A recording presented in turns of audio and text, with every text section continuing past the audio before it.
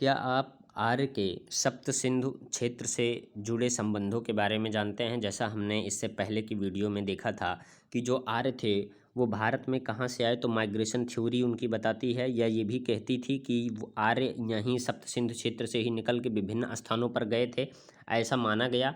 और वहीं कई इतिहासकारों ने विभिन्न मतों को दिया था, लेकिन आधुनिक जो मत हमारा रहा है कि जो आर्य थे वे सप्त सिंधु क्षेत्र से ही संबंधित थे, तो उसके बारे में हम यहाँ पे देखते हैं।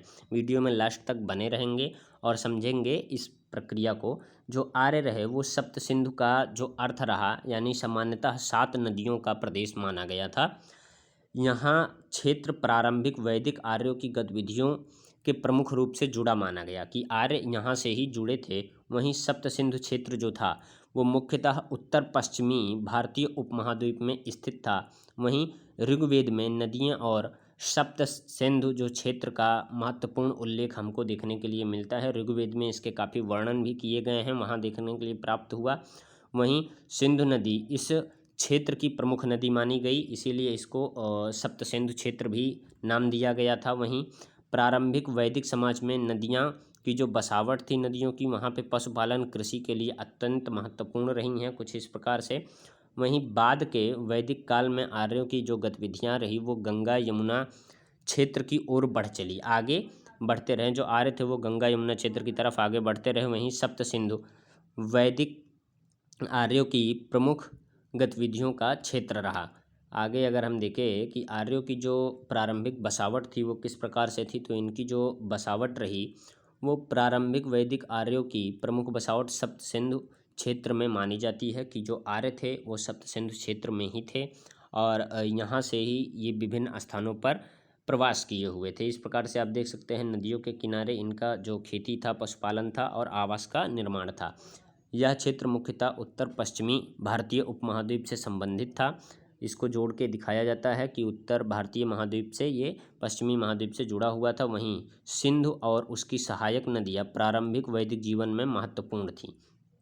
प्रारंभिक बस्तियाँ मुख्यतः ग्रामीण और जनजातीय स्वरूप में थी, यानी ये जो बस्तियाँ दिखाई दे रही हैं ये ग्रामीण और जनजातीय समूह की ही मानी जाती हैं। यहाँ पे ग्रामीण के लोग निवास किया करते थे। वहीं पशुपालन प्रारंभिक वैदिक अर्थव्यवस्था का महत्वपूर्ण आधार माना गया कि ये जो पशुपालन थे, यहाँ पे जो पशुओं का पालन किया जा रहा था, ये वैदिक अर्थव्यवस्था का एक ठोस प्रमाण है। वहीं कृषि का विकास हुआ और धीरे धीरे अस्थायी जीवन का विस्तार बढ़ा था। कृषि धीरे धीरे आगे बढ़ी और आर्यों का समृद्ध होना आगे जारी रहा। वहीं बाद के वैदिक काल में आर्यों की बसावट गंगा यमुना के क्षेत्र की ओर विस्तृत होते बढ़ती चली गई। सप्त सिंधु जो क्षेत्र रहा बाद में गंगा यमुना क्षेत्र में परिवर्तित हुआ, यानी जो आर्य रहे वो धीरे धीरे वहाँ भी गए। आर्यों के आगमन से संभावित जो क्षेत्र थे उनके बारे में कहा गया कि मध्य एशिया जो क्षेत्र है वो आर्यों के संभावित मूल क्षेत्र के रूप में उल्लेखनीय हमको देखने के लिए मिलता है। यानी जो मध्य एशिया का इतिहास कहता है वो ये दर्शाता है कि आर्यों का मूल क्षेत्र के रूप यही है। वहीं आगे यूरेशियाई स्टेपी के बारे में अगर हम देखते हैं तो यहाँ आधुनिक शोधों में इंडो आर्यंस यानी इंडो यूरोपियंस भाषी समूहों के संदर्भ में महत्वपूर्ण क्षेत्र देखने के लिए मिलते हैं। ये भी ये दर्शाते हैं कि आर्य यहाँ के रहे होंगे या यहाँ से आगमन के इनके क्षेत्र रहे।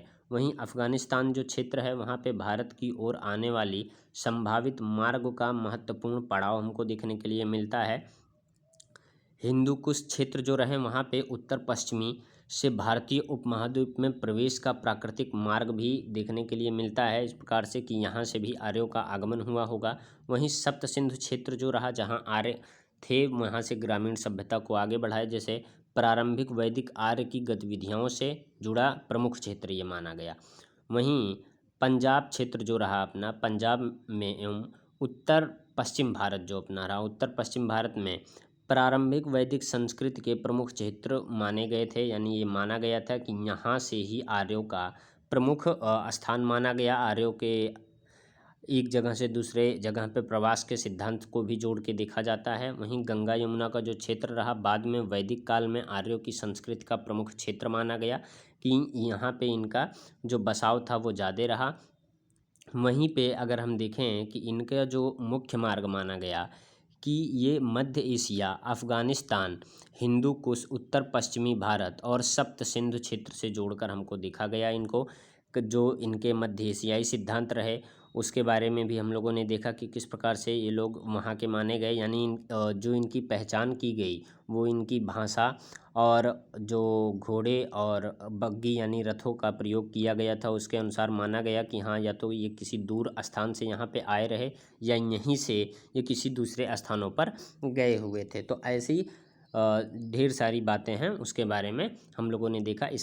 इस वीडियो के कई पार्ट्स हमने बनाए हैं, पार्ट 1 से कई सारे पार्ट्स जोड़े गए हैं, तो आप लोग वहाँ से भी इसके बारे में देख सकते हैं। उसमें हमने ये बताया हुआ है कि किस किस क्षेत्र से और किस किस भाग से ये लोग आए हैं और कौन कौन सा सिद्धांत किस किस इतिहासकार ने दिया है। तो अगली जो पार्ट हमारा रहा कि भारत में आर्यों का जो आगमन रहा वो किस प्रकार से रहा। आर्यों के भारत आगमन का समय सामान्यतः दूसरी शताब्दी ईस्वी पूर्व से जोड़ा जाता रहा। वहीं प्रारंभिक वैदिक जो आर्य का प्रमुख क्षेत्र था वो सप्त सिंधु प्रदेश माना गया। भारत में आर्यों के आगमन और आधुनिक शोध मुख्यतः माइग्रेशन को ही दर्शाते हैं कि ये लोग प्रवासी थे। वहीं अनेक आगमन का प्रमुख मार्ग उत्तर पश्चिमी भारतीय उपमहाद्वीप माना जाता है इतिहासकारों के द्वारा। वहीं प्रारंभिक वैदिक संस्कृत का विकास मुख्यतः सिंधु और उसकी सहायक नदियों के क्षेत्र में ही माना गया।